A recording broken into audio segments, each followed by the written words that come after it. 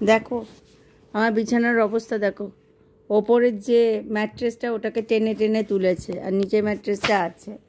এখানে এখন আমি একটু শোবো ভাবলাম, আমার কাছেই শুয়ে আছে আর বসে বসে এই সব করছে। দেখো খালি পুক পুক পুক পুক করে শুকবে, খুব শোকে, সব কিছু শুকে শুকে শুকে এত গোয়েন্দাগিরি করে, মানে সে আর বলার নয়।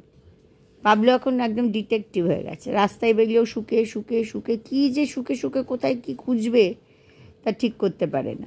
না না, হাত চাটবে না, হাত চাটবে না। তার মধ্যে আবার হাতটা চাটার কথাও মনে পড়ে গেল।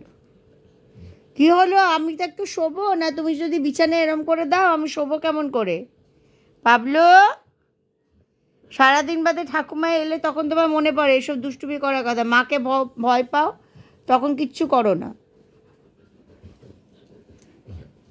ওরা জানে ঠাকুমা বাড়ি থাকলে ওদের কেউ কিচ্ছু বলতে পারবে না, তাই জন্য ঠাকুমা এলেই প্রচণ্ড দুষ্টুমি শুরু হয়ে যায়। থেমে যাও।